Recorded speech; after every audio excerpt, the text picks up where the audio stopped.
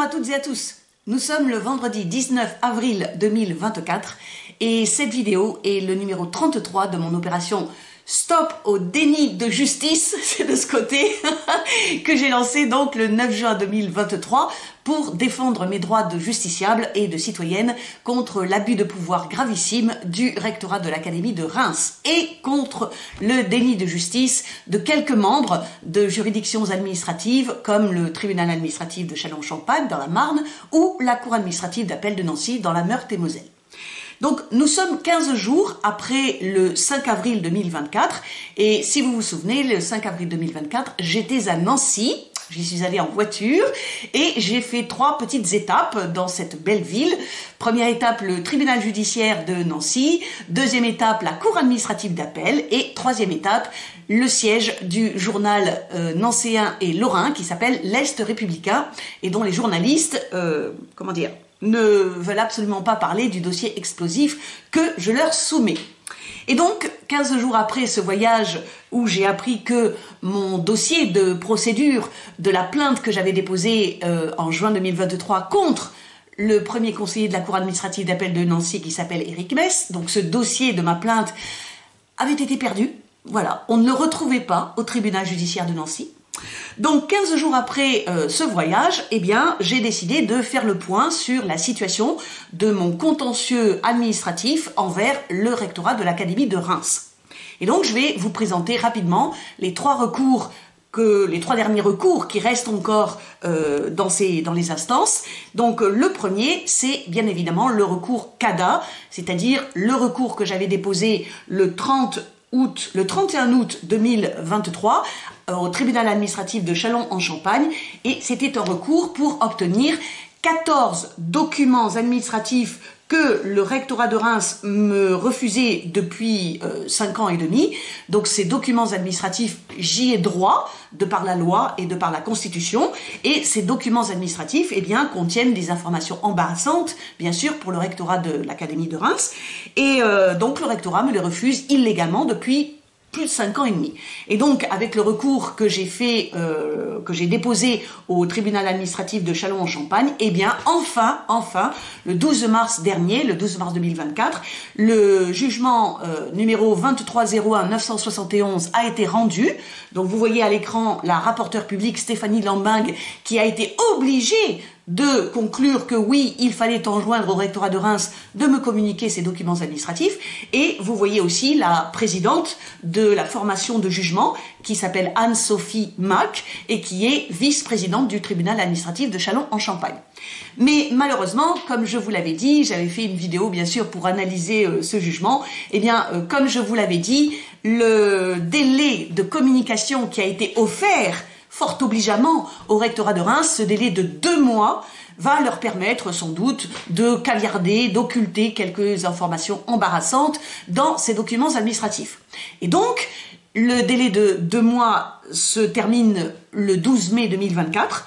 Donc, j'ai envoyé récemment un petit courriel de rappel à monsieur Guillaume Audinet, que vous voyez à l'écran. Donc, Guillaume Audinet, c'est actuellement le directeur de la division des affaires juridiques du ministère de l'Éducation nationale.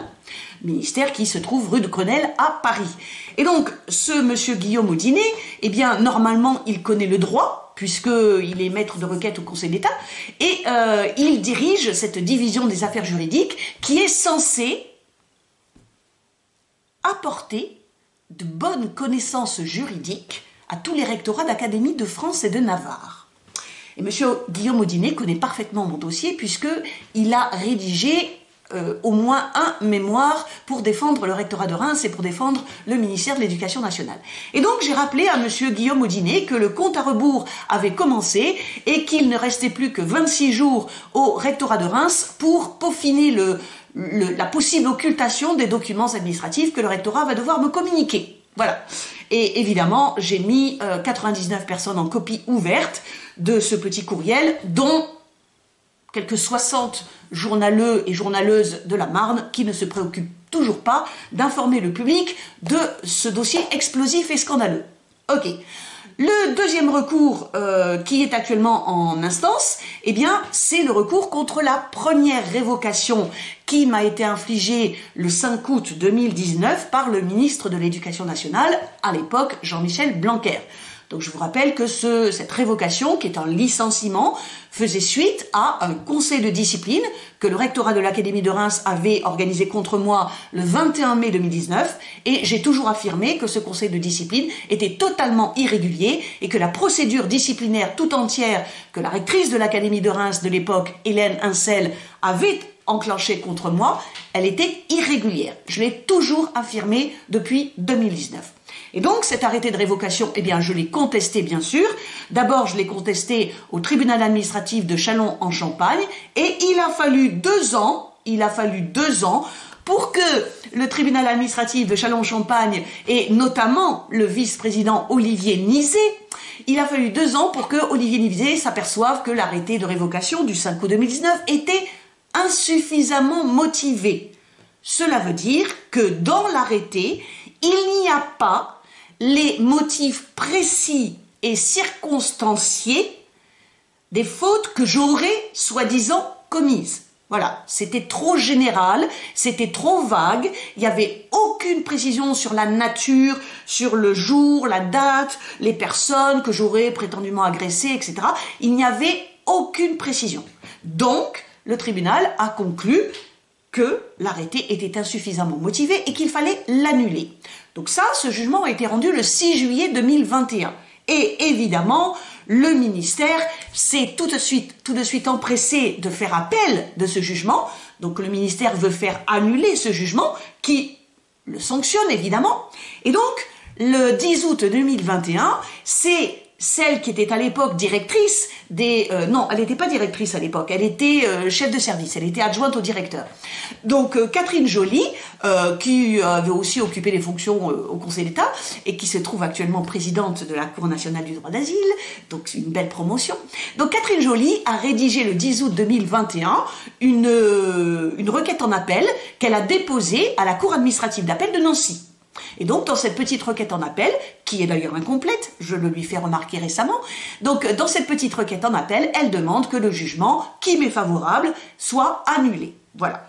Et donc, depuis septembre 2021, donc le dossier qui était au tribunal administratif de Châlons-en-Champagne a été transféré à la Cour administrative d'appel et porte maintenant le numéro 21 NC 02 285. Les 2 lettres NC, cela signifie la Cour administrative d'appel de Nancy, puisque en France, il y a 9 cours administratives d'appel. Donc chacune est repérée par 2 lettres du nom de la ville où se trouve la Cour administrative d'appel. Donc quand vous voyez NC, ça veut dire Nancy. Et donc depuis le 2 septembre 2021, le dossier a été transféré à la CAA de Nancy. Quand je dis CAA, ça veut dire Cour administrative d'appel, hein, c'est pour aller plus vite. Et c'est normalement un juge administratif qui s'appelle Éric Mess, qui était à l'époque premier conseiller à la Cour administrative d'appel de Nancy et qui, à l'époque, était par délégation président de la 3e chambre de la CA de Nancy. Par délégation, ça veut dire que la personne qui était normalement présidente de cette chambre était peut-être malade ou en disponibilité, et donc Éric Mess remplaçait, et c'était lui qui était chargé d'instruire mon dossier, de gérer mon dossier, de traiter mon dossier, depuis le 2 septembre 2021. Et monsieur Éric Mess, depuis le 2 septembre 2021, eh bien, il n'a rien fait, voilà, il n'a rien fait, et il doit tout simplement répondre, enfin, aujourd'hui, la Cour administrative d'appel de Nancy, donc nous sommes 2 ans et demi après l'appel du ministère, d'accord, 2 ans et demi après, et il n'y a toujours rien de fait, d'accord, il n'y a toujours pas d'audience qui est fixée, et donc, dans ce recours, eh bien, la Cour administrative d'appel doit simplement répondre à cette question, oui ou non, l'arrêté de révocation du 5 août 2019 du ministère de l'Éducation nationale contre moi était-il suffisamment motivé? Voilà, c'est tout. Oui ou non? Donc la Cour administrative d'appel de Nancy doit simplement confirmer ou infirmer, annuler le jugement du tribunal administratif de Châlons-en-Champagne du 6 juillet 2021. D'accord? Donc ça fait 2 ans et demi que ça dure et il n'y a rien qui est fait. Ok. Le 3e recours, pardon, donc c'est le recours pour annuler la 2e révocation qui date du 13 septembre 2021. Parce que donc, la première révocation a été annulée par le tribunal administratif de Châlons-en-Champagne le 6 juillet 2021. Le ministère fait appel pour annuler ce jugement le 10 août 2021. Et le 13 septembre 2021, le ministère, le même jour, le 13 septembre 2021, le même jour, le ministère décide de me réintégrer dans l'éducation nationale et de me révoquer. Voilà. Ça se passe le 13 septembre 2021 et c'est l'arrêté de révocation que vous voyez à l'écran. Et dans cet arrêté de révocation, le ministère a tiré la leçon de l'annulation du premier arrêté qui était trop vague, qui était insuffisamment motivé. Et dans l'arrêté de deuxième révocation, en 2021, la liste des motifs qui me sont reprochés, la liste des griefs qui me sont adressés, elle est longue et elle est très détaillée. Elle est toujours aussi mensongère et inexacte, mais elle est détaillée. D'accord? Donc là, le ministère a compris la leçon et il a fait un arrêté suffisamment motivé. Ok.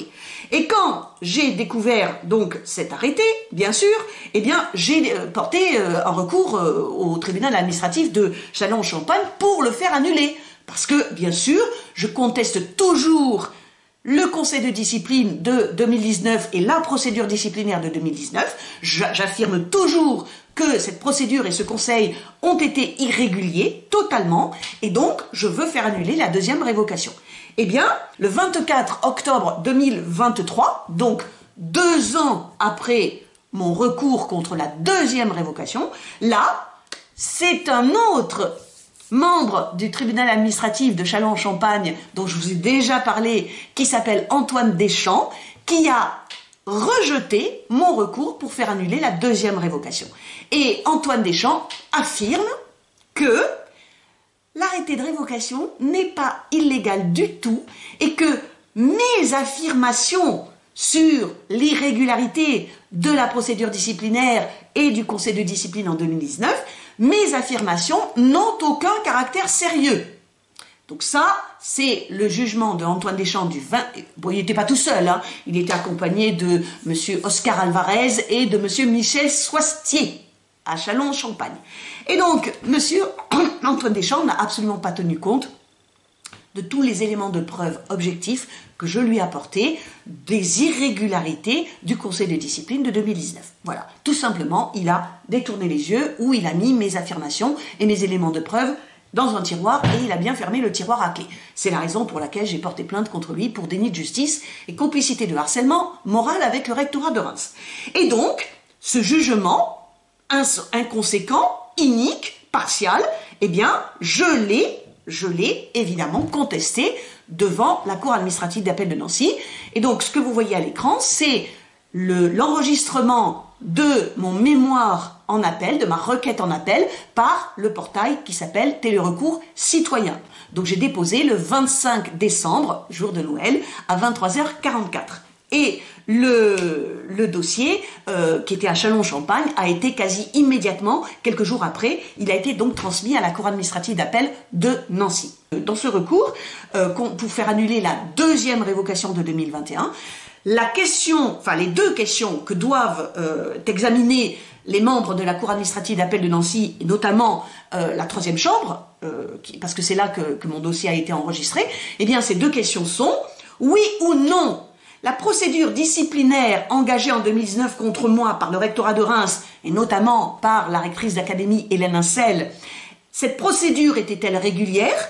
Et évidemment, il faut que les juges, entre guillemets, examinent tous les arguments et toutes les preuves que j'apporte de toutes les irrégularités. Et la deuxième question, c'est oui ou non, les faits qui me sont reprochés, les prétendues fautes que j'aurais commises et que le rectorat de Reims a listé dans son arrêté de révocation en 2021, ces faits, est-ce qu'ils sont établis et est-ce qu'ils sont vrais? Voilà, c'est les deux grosses questions que doit examiner la Cour administrative d'appel de Nancy depuis le 25 décembre 2023. Alors, l'année dernière, en juin 2023, eh bien, cela faisait déjà 2 ans, dans le recours contre la première révocation, le recours 21 NC 02-285. Cela faisait 2 ans que le prétendu juge administratif Éric Mess n'avait rien fait dans mon dossier. Et surtout, il n'avait pas pris la mesure d'instruction que je lui demandais de prendre afin de vérifier mes accusations d'irrégularité commises par le rectorat de Reims en 2019.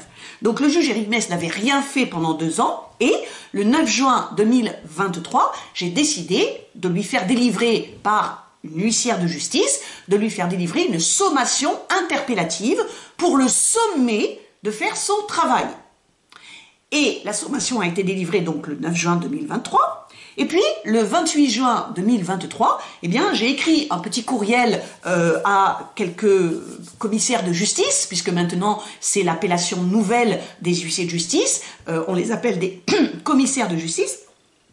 Donc, j'ai écrit un courriel à la présidente et au président, à la présidente et au vice-président, c'est ça, de la Chambre nationale des commissaires de justice, pour leur dire, oui, un huissier ou une huissière a bien le droit de faire délivrer une sommation interpellative à un juge administratif pour le sommer de faire correctement son travail. Donc ce courriel que vous voyez à l'écran, il date du 28 juin 2023. Et bien sûr, comme je fais toujours les choses en face et en toute transparence, et jamais dans le dos, eh bien j'ai mis Éric Mess en copie de ce courriel, puisque je parlais de lui. Et je pense que monsieur Éric Mess, c'est une hypothèse, a été peut-être très vexé d'apprendre qu'on lui avait délivré une sommation interpellative, et surtout il a été très vexé de voir qu'il y avait une vingtaine d'huissiers et d'huissières de justice qui l'apprenaient en même temps que lui. Donc, qu'est-ce qu'il a fait le 29 juin 2023 ? Eh bien, il a pris une ordonnance de clôture d'instruction dans le dossier 21 NC 02-285. Et bien sûr, cette décision était défavorable pour moi à l'époque, parce que moi je lui demandais de prendre 2 mesures d'instruction, il avait refusé de les prendre pendant 2 ans, et là, en gros, il me disait, Madame Chassard, voilà, votre dossier commence un peu à me casser les pieds, donc je vais clôturer l'instruction, et il faut que vous sachiez que si il clôture l'instruction, normalement, l'audience est fixée quelques jours après, d'accord? Et lors d'une audience, si je n'ai pas les documents que je réclamais par les mesures d'instruction que je demandais au juge de prendre, eh bien, je pensais à l'époque que je me trouverais défavorisée. Ok. Donc, la décision de clôturer l'instruction de Éric Mess, elle est datée du 29 juin et il fixait la clôture de l'instruction du dossier au 17 juillet 2023. Et à l'heure actuelle, il n'y a toujours aucune audience de fixée dans le dossier 21 NC 02-285. Et pourtant, monsieur Éric Mess, dans un courrier qu'il a envoyé à la présidente de la CA de Nancy le 11 septembre 2023, monsieur Éric Mess ose écrire, vous le voyez noir sur blanc à l'écran, il ose écrire que c'est précisément parce que la phase d'instruction était trop longue, elle durait depuis 2 ans, sans qu'il y ait aucune mesure d'instruction de prise. C'est précisément parce que la phase d'instruction était trop longue qu'il avait décidé de clôturer l'instruction du dossier, 21 NC 02-285, pour pouvoir audiencer le dossier de Madame Chassard dans les plus brefs délais. Il a écrit ça le 11 septembre. Et quand il avait pris la décision de clôture d'instruction, c'était le 29 juin. Et il avait décidé de clôturer au 17 juillet.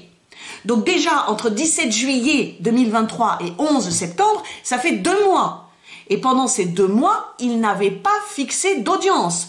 Donc ce qu'il écrit à la présidente de la CA de Nancy le 11 septembre, eh bien, c'est un mensonge, ou alors il ne sait pas gérer le rôle des audiences.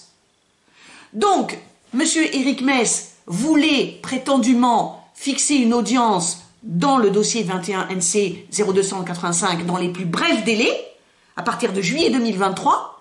Force est de constater que 8 mois plus tard, ça n'est toujours pas fait. Donc là, je me pose vraiment des questions. Donc ça, c'est la première demande que je fais à la Cour administrative d'appel de Nancy, par un mémoire complémentaire que j'ai déposé le 13 avril dernier, il y a presque une semaine. Donc, je demande expressément à la présidente de la Cour administrative d'appel de Nancy, qui s'appelle Pascal Roussel, et au président de la 3e chambre de cette Cour, qui s'appelle Christophe Wurz, je leur demande de fixer une audience dans le dossier 21 NC 02285 dans le courant du mois de mai 2024. Et je leur demande de m'aviser qu'une audience se tiendra en mai 2024, de m'en aviser, de m'en informer avant le 30 avril 2024.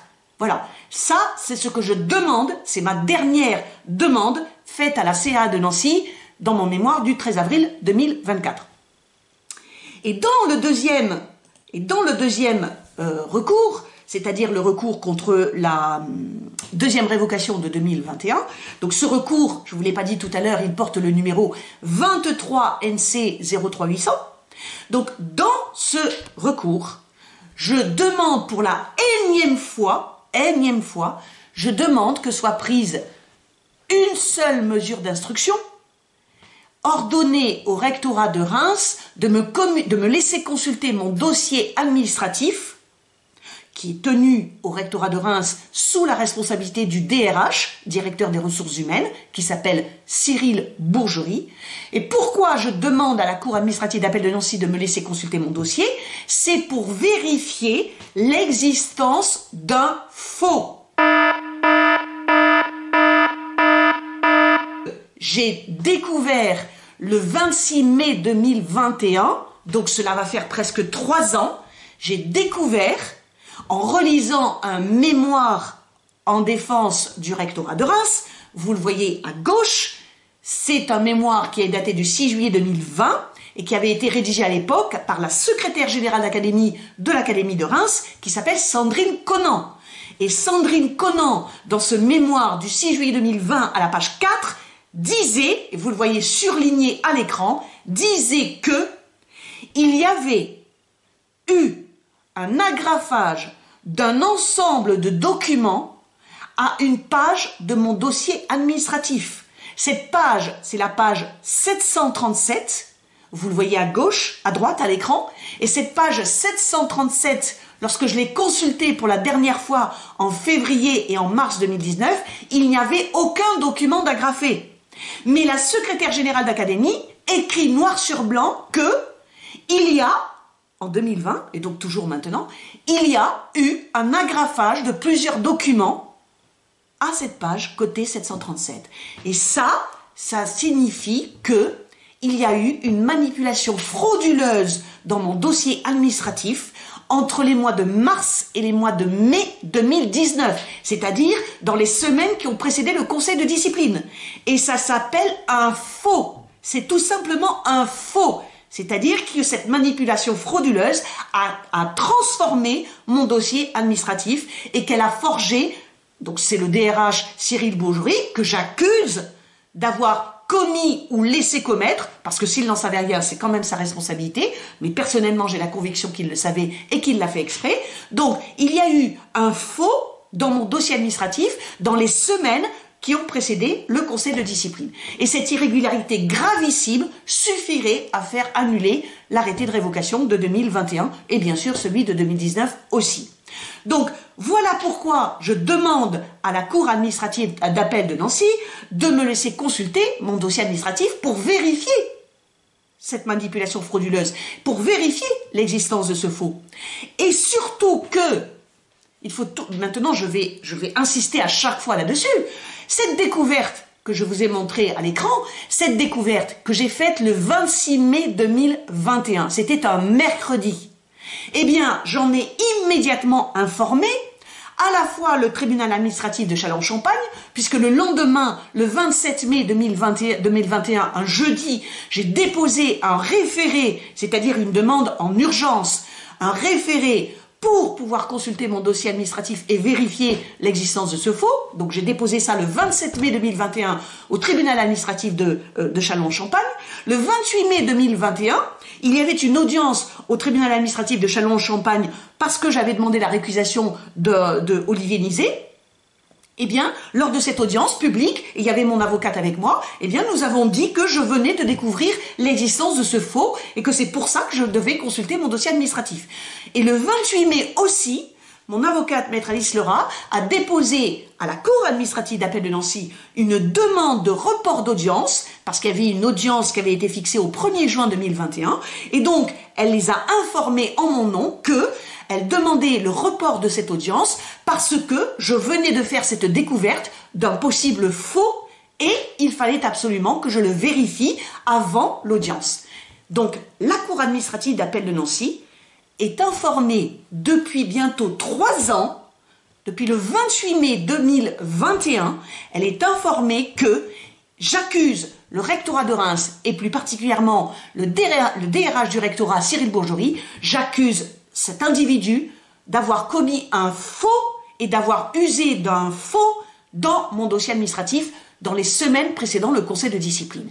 Et depuis presque 3 ans, personne à la Cour administrative d'appel de Nancy ne se préoccupe de vérifier mon allégation, mon accusation, et ne se préoccupe d'aller vérifier sur place si oui ou non il y a bien l'existence d'un faux.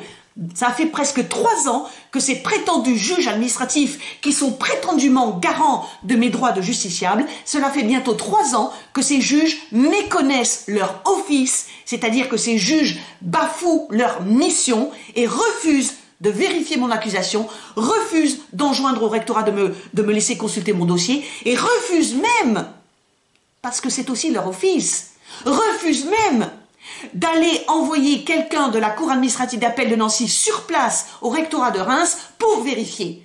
Parce que le rapporteur ou la rapporteure qui est chargé d'instruire le dossier, c'est son métier, ça fait partie de ses missions et ça fait partie de ses pouvoirs.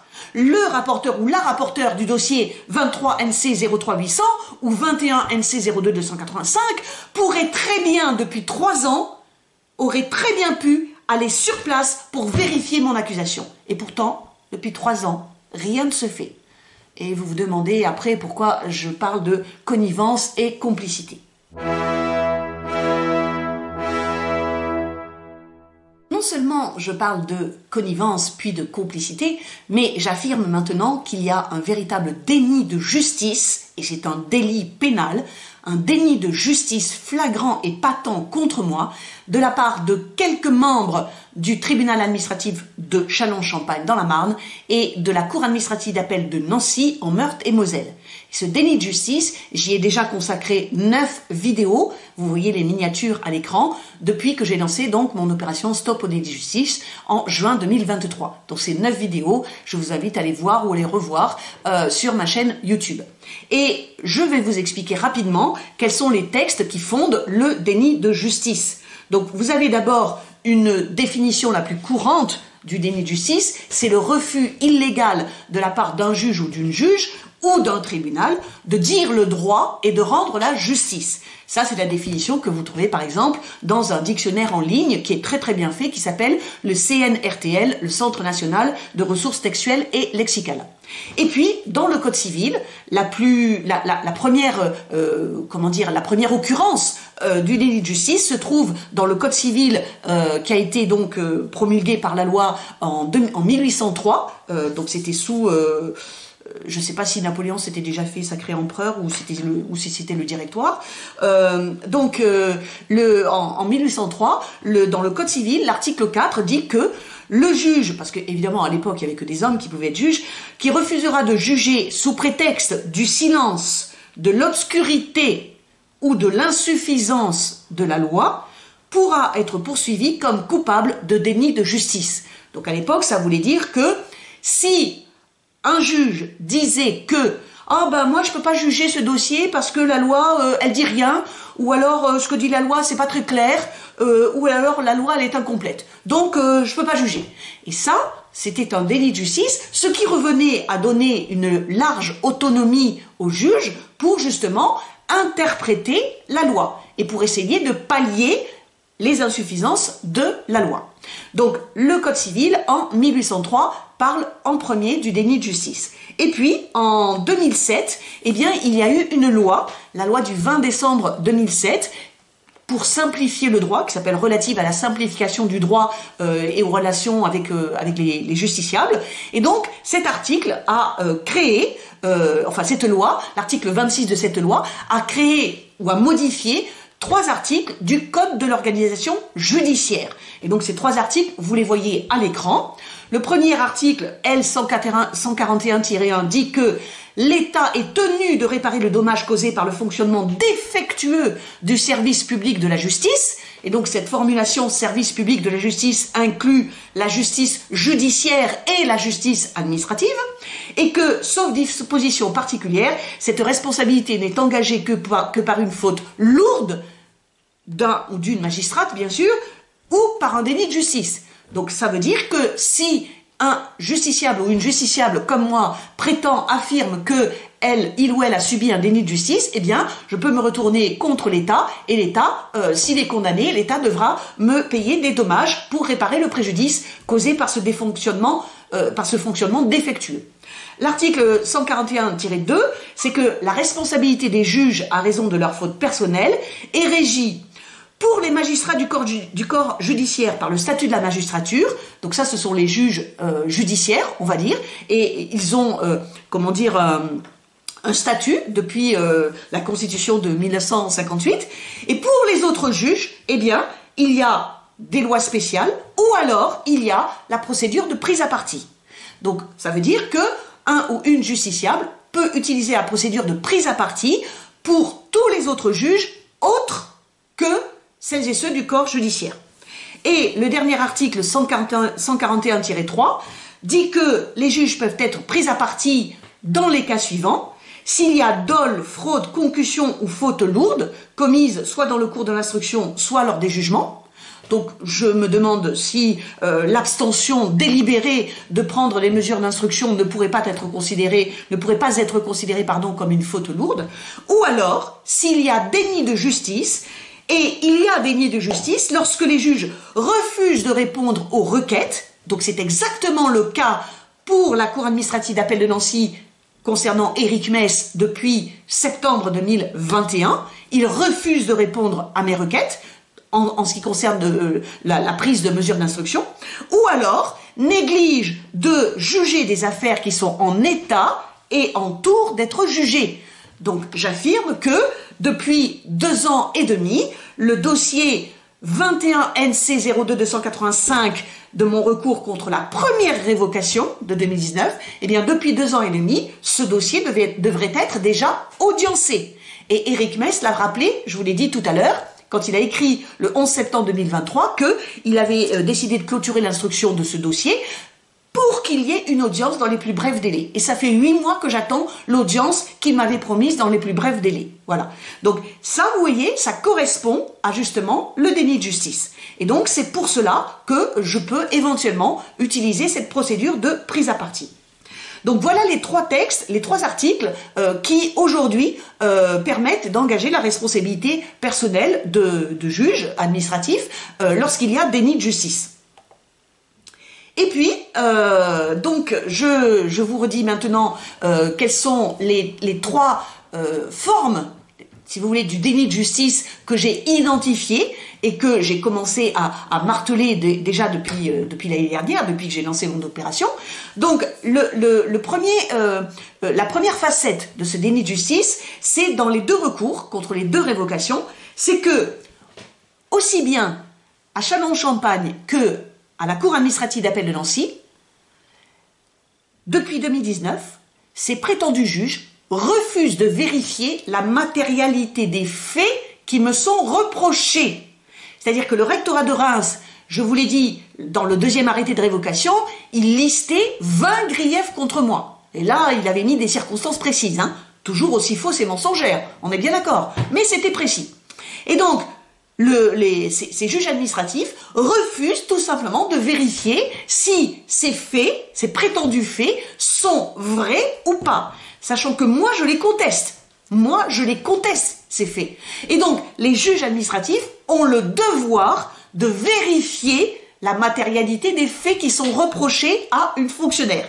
Et ça, c'est, symbolisé par l'arrêt Camino, un arrêt qui a été rendu par le Conseil d'État le 14 janvier 1916.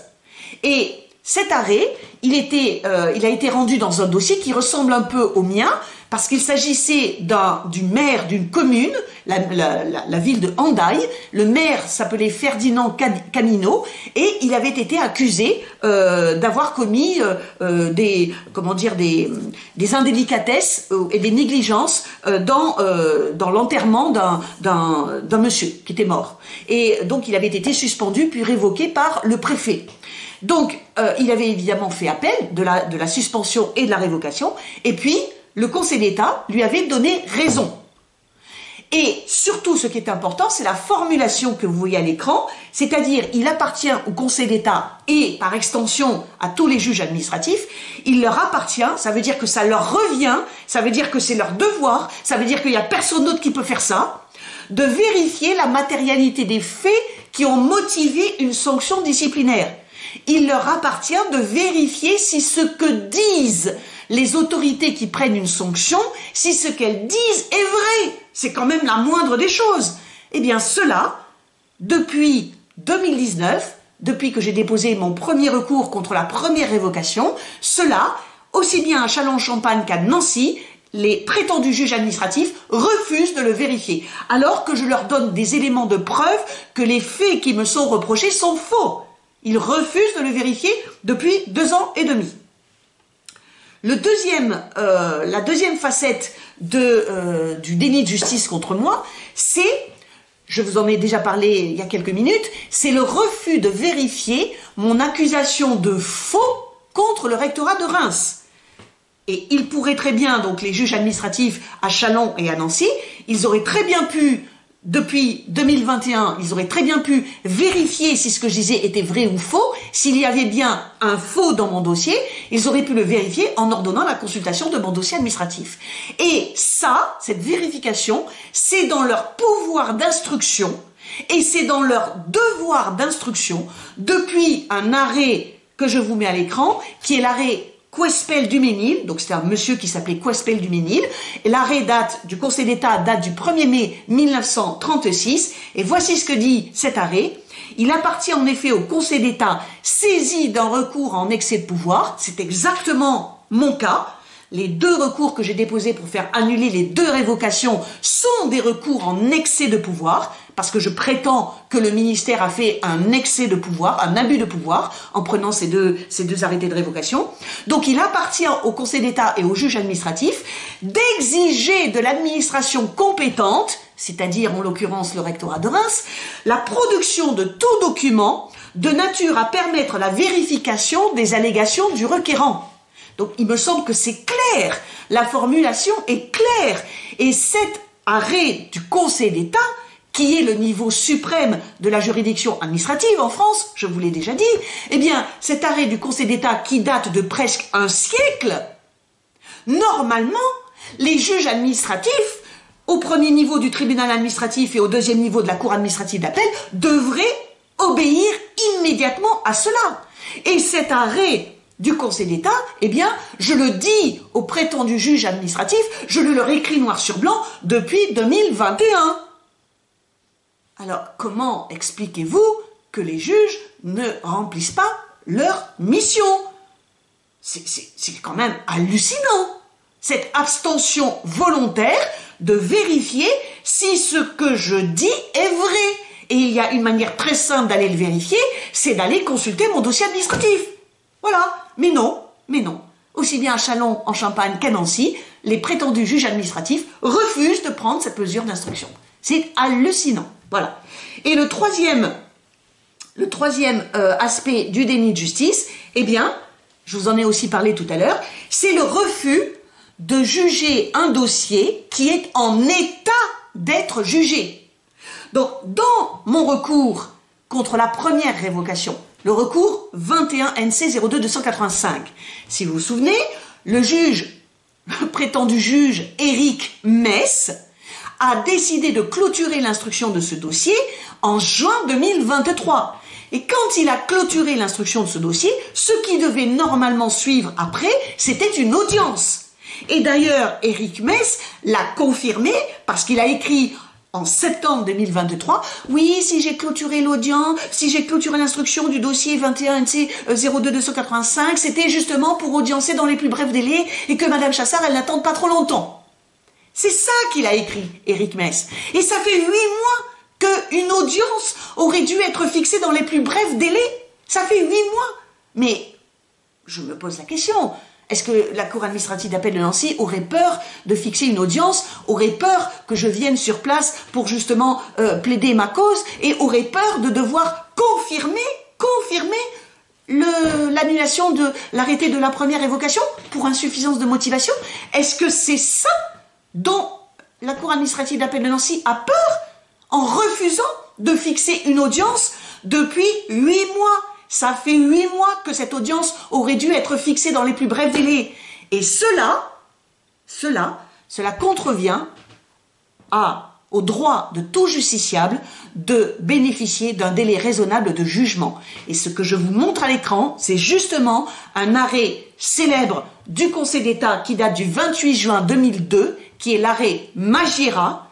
Et dans cet arrêt, enfin, le Conseil d'État a été obligé de reconnaître que les justiciables en France avaient le droit à ce que leur requête soit jugée dans un délai raisonnable, compte tenu non seulement des principes généraux du droit qui gouvernent les juridictions administratives, mais compte tenu surtout de l'article 6, paragraphe 1 de la Convention européenne de sauvegarde des droits humains. Et heureusement, je le dis très souvent dans mes vidéos, heureusement qu'il existe depuis 1953 cette Convention européenne de sauvegarde des libertés fondamentales et des droits humains, et notamment l'article 6, paragraphe 1, qui dit que toute personne a droit à un procès équitable et impartial.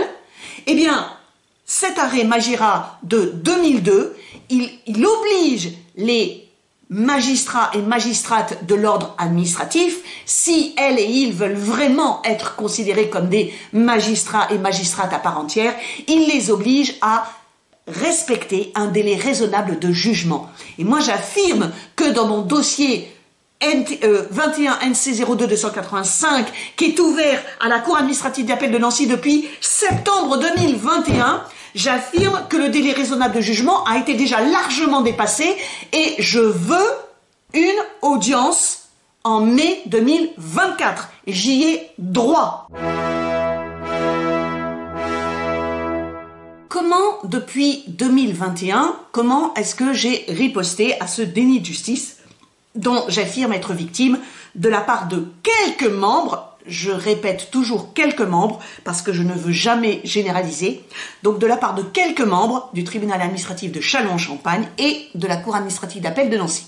Qu'est-ce que j'ai fait depuis 2021 pour défendre mes droits et dénoncer ce déni de justice?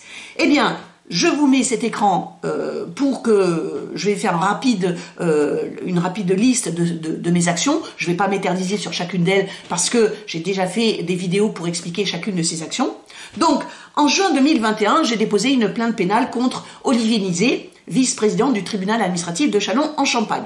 Et lorsque cette plainte a été évidemment classée sans suite par une procureure de la République à Châlons-en-Champagne qui n'avait nulle envie de vérifier ce que je disais et qui s'appelait Ombéline Mahusier, eh bien j'ai fait un recours hiérarchique au procureur général près la cour d'appel de Reims qui s'appelle Hugues Berbin et que je retrouve aujourd'hui à la cour d'appel de Nancy. Donc ce Hugues Berbin, procureur général, eh bien après quelques mois, il m'a répondu non, Madame Chassard, la procureure de Châlons, elle a eu raison. En fait, non, il n'y avait rien, circulé, il n'y a rien à voir. Ok. Ensuite, ça ne veut pas dire que je ne savais pas quoi faire après, hein, mais j'avais d'autres chats à fouetter à l'époque. Donc en 2020 et 2021, j'ai déposé à 3 reprises une demande de récusation de Olivier Nizet. Et malheureusement, elles ont toutes les 3 été rejetées toutes avec des motifs plus fallacieux que les uns que les autres. Et donc j'aurais pu faire un appel pour la deuxième demande de récusation à la Cour administrative d'appel de Nancy, mais j'en ai discuté à l'époque avec mon avocate, et comme Olivier Nizet venait quand même de me rendre justice en annulant l'arrêté de révocation de 2019, rappelez-vous, c'était son jugement du 6 juillet 2021, eh bien, en discutant avec mon avocate, Maître Lerat, nous avons décidé que c'était pas la peine de faire l'appel de la récusation à Nancy. Mais j'ai quand même fait ces demandes, et j'ai justement écrit noir sur blanc les raisons pour lesquelles j'accusais Olivier Nizet de partialité et de complicité avec le rectorat de Reims. En 2021 et 2022, j'ai fait un signalement par courrier recommandé à la MIJA. Donc la MIJA, je vous en ai déjà parlé, c'est la mission d'inspection des juridictions administratives. C'est une mission qui est au Conseil d'État et elle est présidée par une membre du Conseil d'État qui s'appelle Brigitte Fémolan. Et dans les 9 vidéos que je vous ai montrées tout à l'heure sur le déni de justice, eh bien, il y a justement une adresse. C'est une vidéo où je m'adresse à Brigitte Fémolan et je lui demande de mettre en œuvre une véritable évaluation du dysfonctionnement à Châlons-en-Champagne et à Nancy, parce que normalement c'est dans sa mission, puisque ça s'appelle mission d'inspection des juridictions administratives. Donc si on a créé cette mission, c'est bien pour inspecter les juridictions administratives. Et c'est bien parce qu'on a dans l'idée qu'il y a peut-être des dysfonctionnements dans quelques juridictions administratives. Voilà. Donc les signalements à la MIJA, eh bien, sont restés lettres mortes. J'ai eu une réponse, et la réponse c'était « Oh ben non, on a regardé un tout petit peu, on a parlé avec le président du théâtre Chalon, et puis il n'y a rien à voir. » Mais j'ai quand même la réponse, hein, et j'ai quand même mon signalement. Le 9 juin 2023, je vous l'ai dit, j'ai fait délivrer une sommation interpellative, aussi bien à Éric Mess, à la CA de Nancy, que à Châlons-en-Champagne, et le juge qui était à l'époque chargé de mon dossier s'appelait Philippe Christy. Donc j'ai fait délivrer une sommation interpellative pour justement les sommer de faire leur travail et de respecter leur devoir d'instruction. J'ai commencé donc mon opération Stop au déni de justice en faisant des vidéos, et ces vidéos, je les diffusais le plus largement possible, parce que à chaque fois que je faisais des courriels d'interpellation, je mettais le lien de ces vidéos et je les adressais directement aux personnes qui sont chargées de mon dossier, et bien évidemment aux journalistes qui jusqu'à présent ne font pas leur travail d'investigation. Donc les courriels d'interpellation, depuis juin 2023, je crois que je dois en être à une centaine.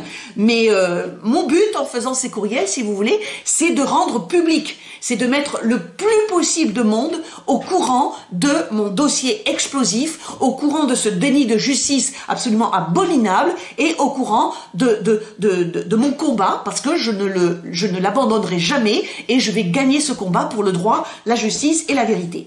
J'ai refait justement un signalement à la MIJA depuis juin 2023. Je ne l'ai pas fait par courrier recommandé, mais je l'ai fait avec, à l'heure actuelle, une quarantaine de courriels. Donc à chaque fois que j'envoyais un courriel à la MIJA, entre juin 2023 et juillet 2023, j'ai reçu environ une trentaine de notifications de lecture de membres du Conseil d'État, et notamment de Madame Brigitte Fémolan. Donc elle ne pourra jamais dire qu'elle n'est pas au courant de mon dossier, parce que j'ai la preuve, avec ces notifications de lecture, qu'elle a lu mes courriels et qu'elle est donc au courant de mes accusations contre le dysfonctionnement et le déni de justice à Châlons-en-Champagne et à Nancy.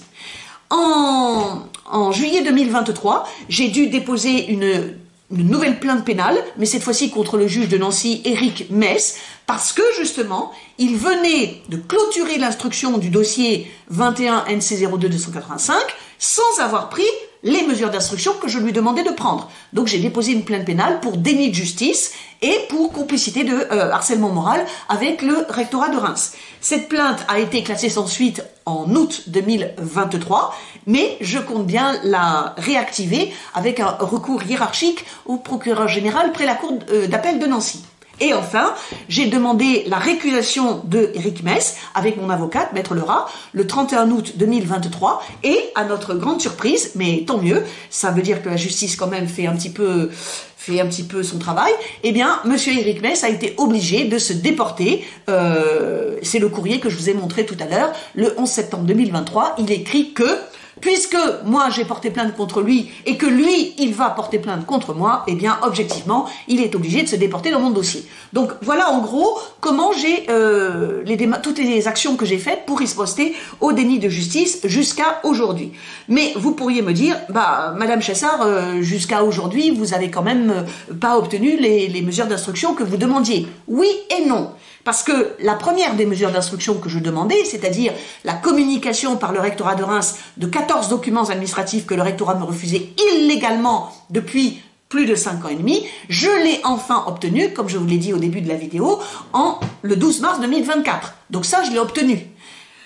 Et la deuxième mesure d'instruction, c'est-à-dire consulter mon dossier administratif pour que, oui ou non, soit établie l'existence d'un faux dans mon dossier administratif, eh bien, cette mesure d'instruction, effectivement, aucun prétendu juge administratif, ni à Châlons, ni à Nancy, n'a osé prendre cette mesure d'instruction, mais j'ai 2 cordes à mon arc que je n'ai pas encore utilisées et que je vais bientôt utiliser pour obtenir cette consultation de mon dossier administratif.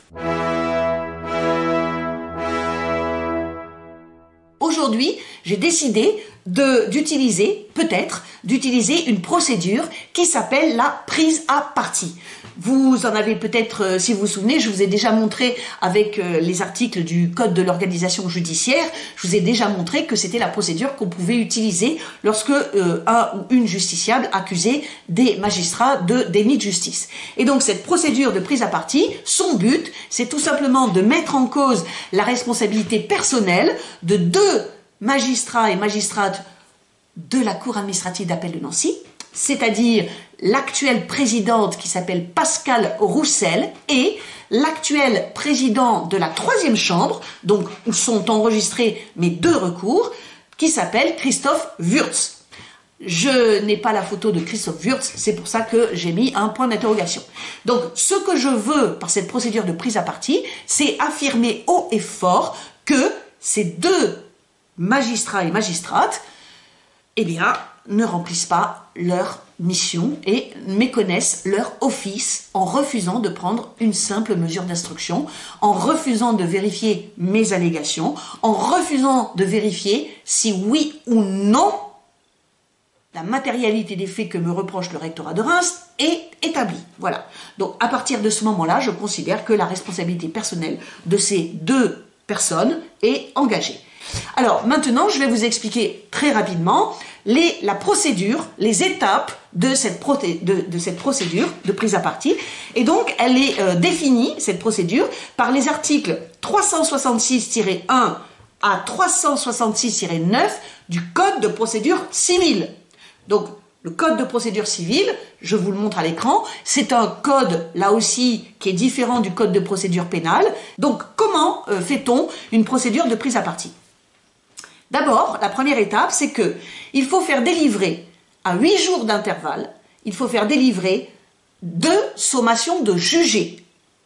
Donc, je vais peut-être être obligé d'envoyer 2 sommations de jugés à 8 jours d'intervalle au président de la 3e chambre de la Cour administrative d'appel de Nancy qui s'appelle Christophe Wurtz. Et ces 2 sommations de jugés, eh bien, je vais les faire délivrer par un huissier ou une huissière de justice à Nancy ou dans les environs de Nancy. Et donc, ces 2 sommations vont être enregistrées au greffe de la CA de Nancy. Ensuite, une fois que ces 2 sommations de jugés ont été enregistrées, si la Cour administrative d'appel de Nancy, notamment M. Christophe Wurtz, ne fait pas son travail et ne fait pas ce que je lui demande, ce que je lui ai demandé dans la sommation, soit juger dans le recours contre la première révocation, soit instruire dans le recours contre la 2e révocation, eh bien dans ce cas-là, je fais présenter par un avocat ou une avocate, donc mon avocate c'est maître Alice Lerat, qui m'assiste depuis 2017, eh bien elle déposera une requête devant le premier président de la Cour d'appel de Nancy. Donc là, le premier président de la Cour d'appel de Nancy, c'est un monsieur qui s'appelle Marc-Jean Talon, et donc, mon avocate va lui adresser une requête pour que soit autorisée la prise à partie de M. Christophe Wurtz de la Cour administrative d'appel de Nancy. Donc en fait, c'est une requête qui demande à un juge judiciaire, qui demande, oui ou non, voulez-vous bien m'autoriser à prendre à partie un membre de la Cour administrative d'appel de Nancy. Voilà, ça c'est la deuxième étape. La troisième étape, enfin c'est pas une étape, mais donc cette requête, elle doit comporter d'une part l'énoncé des faits qui sont reprochés au juge concerné, et d'autre part, elle doit comporter des pièces justificatives. Donc c'est à peu près, c'est la même chose en fait que toutes les mémoires, que tous les mémoires qu'on a déposés avec Madame Lerat depuis 2017, c'est-à-dire d'un côté on expose les faits et d'un autre côté on met les pièces qui justifient ces faits. Voilà.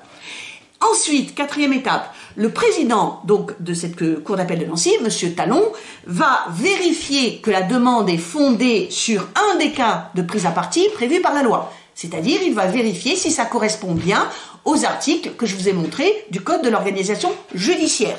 Donc, dans mon cas, je pense que c'est totalement fondé, parce que soit c'est une faute lourde dans l'instruction, le refus de vérifier mes allégations en prenant des mesures d'instruction, soit c'est un déni de justice, soit c'est les deux. Moi, je prétends que ce sont les deux.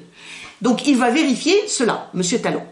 Et ensuite, Monsieur Talon, il va demander son avis à un autre personnage dont je vous ai déjà parlé, qui s'appelle Hugues Berbin et qui est actuellement le procureur général près la Cour d'appel de Nancy. Voilà. Et à ce moment-là, le président de la Cour d'appel de Nancy va décider si oui ou non il autorise la procédure de prise à partie contre un membre de la Cour administrative d'appel de Nancy. Voilà.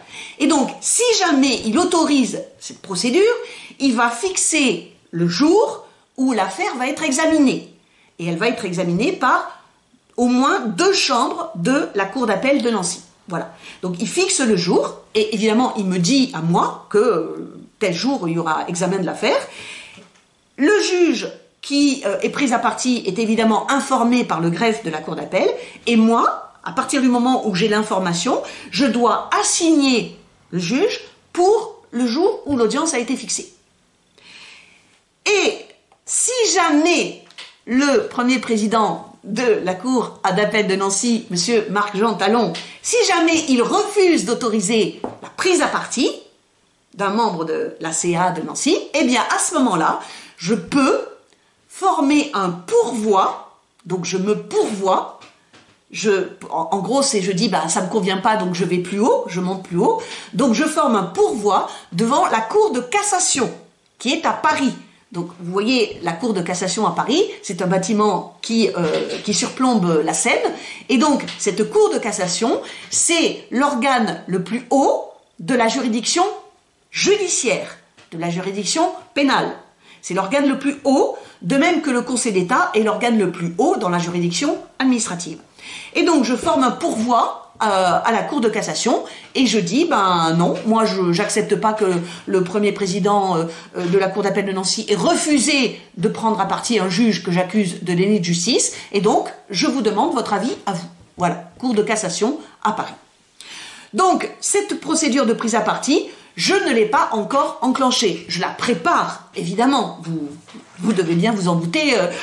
Quand je dis quelque chose, en général, c'est que j'ai déjà des billes. Hein. Donc, je suis en train de la préparer, bien sûr, mais je vais d'abord en informer de mon intention. Je vais en informer donc la Cour administrative d'appel de Nancy et les 2 personnes que je vous ai déjà montrées, c'est-à-dire Pascal Roussel, présidente, et Christophe Wurtz, vice-président. Donc, je les en ai informés de 2 manières. Premièrement, je vous l'ai dit, j'ai déposé 2 mémoires complémentaires le 13 avril 2024 et donc j'ai mis dans les conclusions mes demandes et je les ai prévenus que si ces demandes n'étaient pas satisfaites, eh bien je serais obligé d'enclencher la procédure de prise à partie. Et d'autre part, je leur ai envoyé, et je vais leur envoyer 2 courriels où en gros je leur fixe un ultimatum. Donc, dans le courriel que j'ai envoyé le 15 avril à Madame Pascal Roussel et à Monsieur Christophe Wurtz, ce courriel, comme vous le voyez, s'intitule « Voulez-vous bientôt recevoir une sommation de jugé ?» Donc ça, c'était le courriel qui leur demandait de respecter, de fixer une audience au plus vite pendant le courant du mois de mai 2024, dans le dossier contre la première révocation. Et aujourd'hui, aujourd'hui même, je vais leur envoyer un deuxième courriel qui s'intitule « Voulez-vous bientôt recevoir une sommation d'instruire ?» Et ça, c'est le courriel qui leur rappelle que dans le mémoire complémentaire que je viens de déposer, dans le dossier 23 NC 03800, mon recours contre la deuxième révocation, eh bien là, je leur demande d'ordonner au rectorat de Reims de me laisser consulter mon dossier administratif. Ou bien d'envoyer le juge rapporteur de Nancy, de l'envoyer vérifier à Reims, mais évidemment, il faudra que je sois présente aussi, de l'envoyer vérifier s'il existe bien un faux dans mon dossier administratif. Ce qui, je le répète, suffirait à faire annuler les 2 arrêtés de révocation. Parce que l'existence d'un faux commis par le DRH du rectorat de Reims dans une procédure disciplinaire pour taper encore plus sur la tête de la fonctionnaire qui est accusée, injustement et mensongèrement, eh bien, c'est tout simplement, mais je crois pas que ça se soit déjà produit dans une procédure disciplinaire d'une administration publique. Enfin, à ma connaissance, c'est la première fois, ça s'est jamais produit. Donc, voilà, les 2 courriels que j'ai envoyés et que je vais envoyer pour donner cet ultimatum à ces juges administratifs qui sont normalement garants de mes droits de justiciable, eh bien, je leur donne la date butoir du 30 avril, c'est-à-dire que je leur dis que si, à la date du 30 avril, je n'ai pas reçu un avis d'audience dans le recours contre la première révocation, et si je n'ai pas reçu l'information comme quoi le rectorat va devoir me laisser consulter mon dossier administratif, eh bien, dans ce cas-là, je serai obligé d'enclencher la procédure de prise à partie. Voilà.